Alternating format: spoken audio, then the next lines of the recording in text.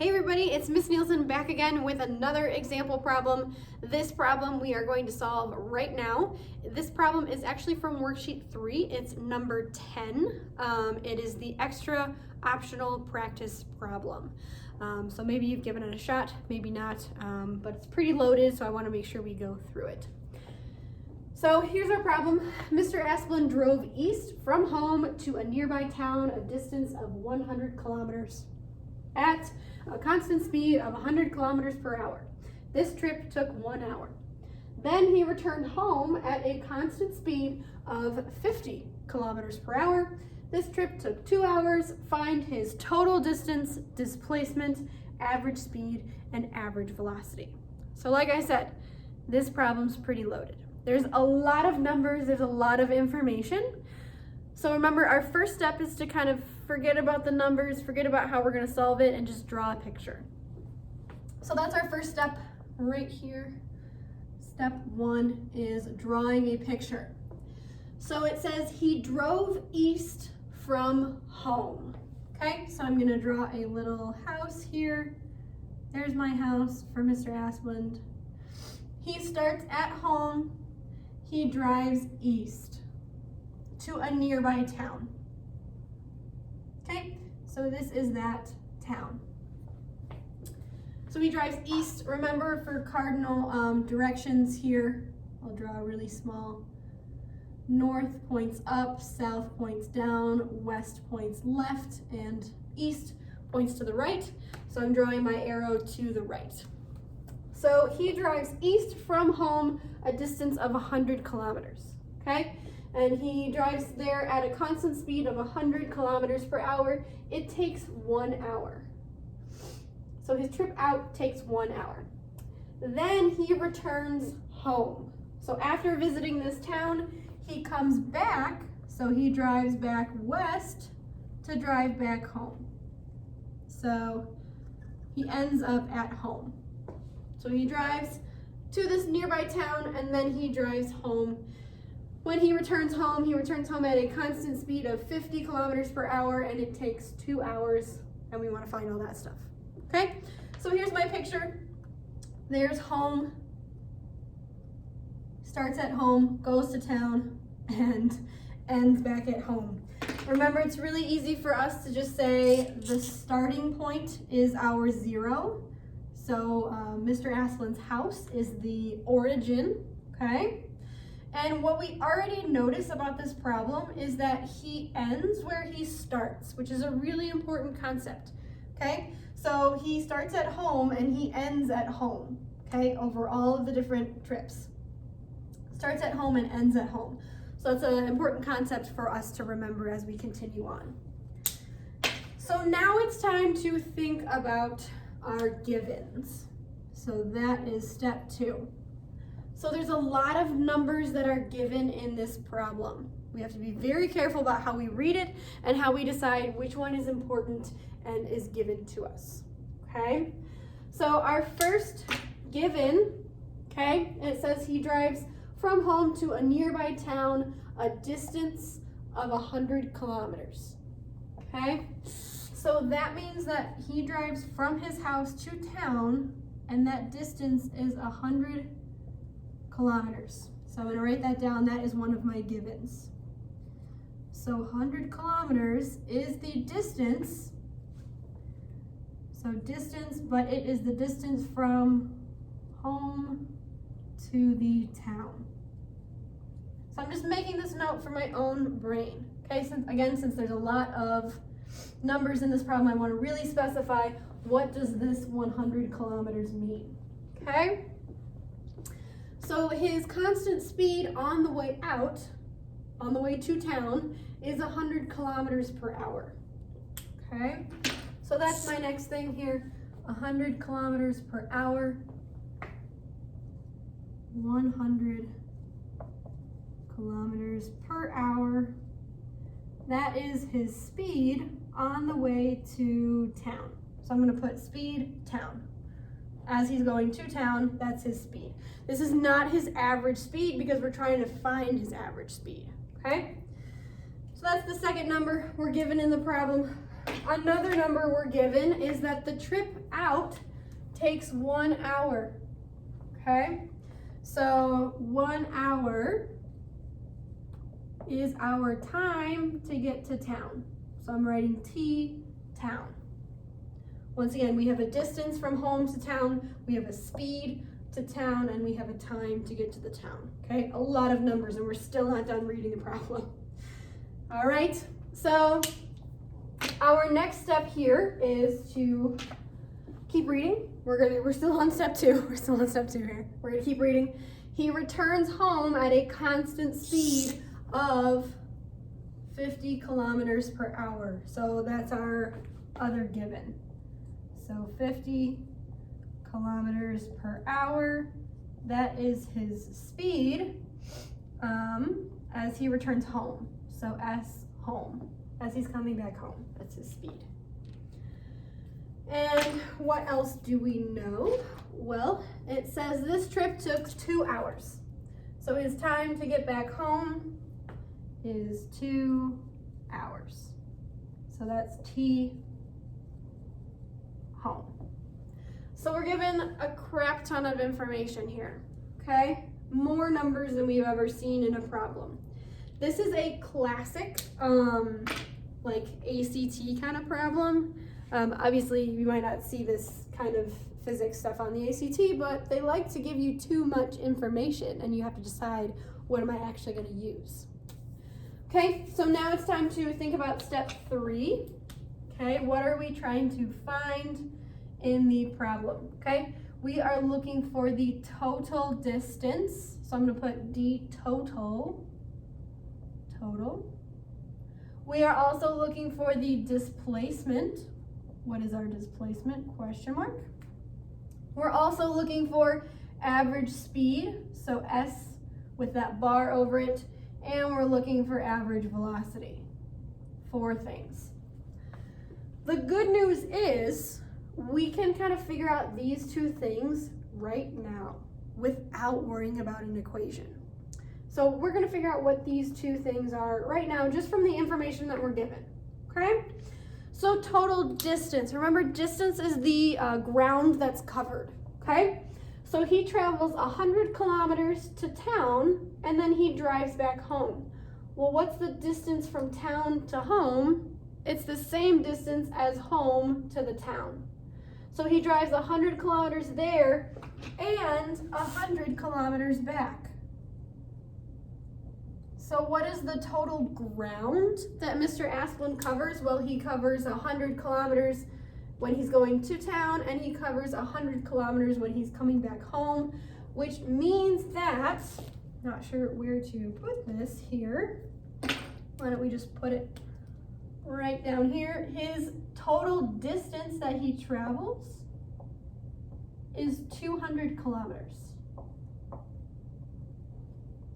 And we know that just from our drawing, okay?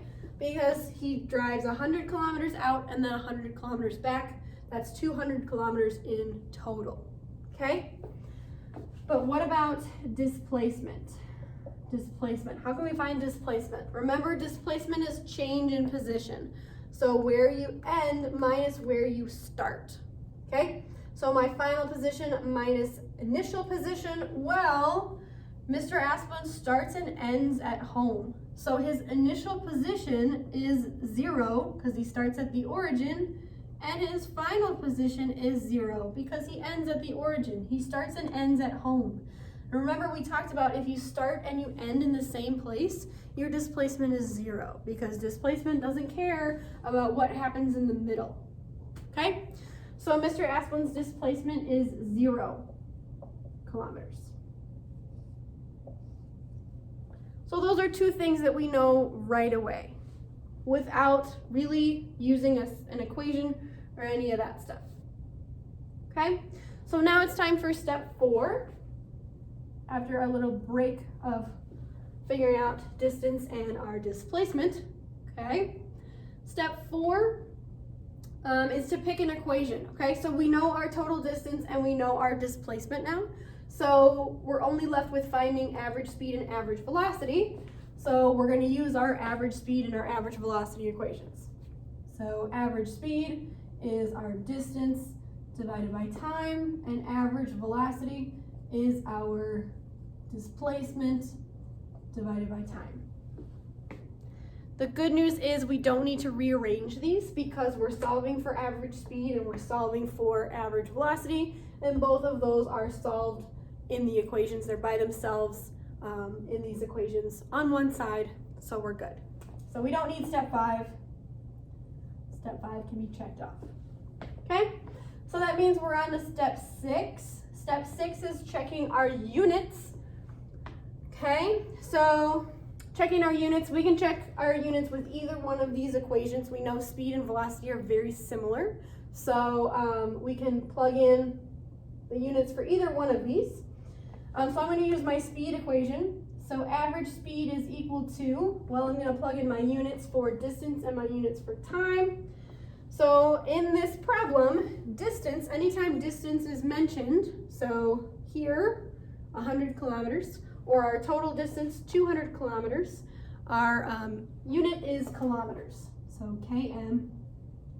And we're dividing by the unit for time. Anytime time is mentioned, here 1 hour to get to town, 2 hours to get home, the unit is hours. Okay? So then we're left with a unit of kilometers per hour for our average speed, which is a valid unit, right? Any distance unit over any time unit is good for us for average speed and for average velocity.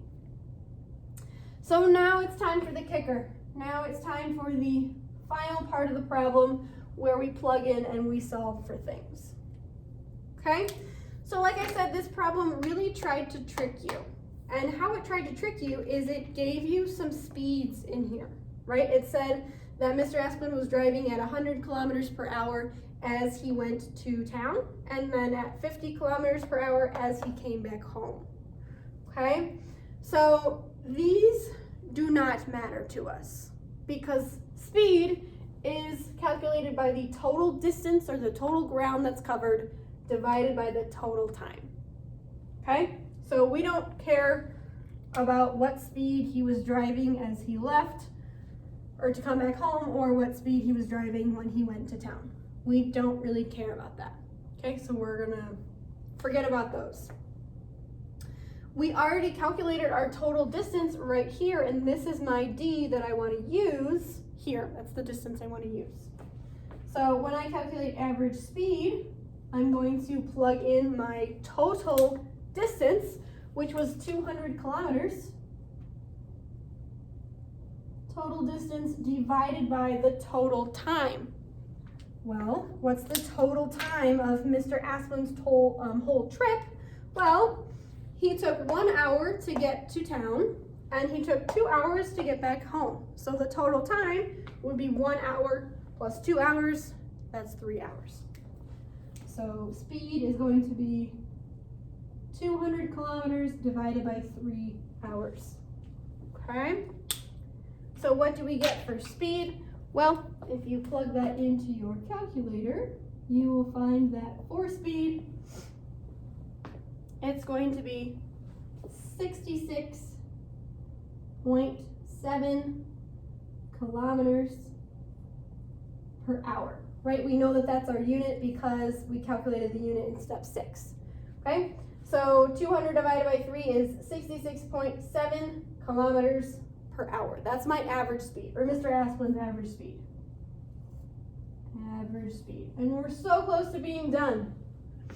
Our last thing is to calculate average velocity, right? That's our last thing. Average velocity is calculated by taking our displacement divided by our total time. Okay, we calculated our displacement a while ago. We decided it was 0 kilometers because Mr. Asplund starts and ends in the same place.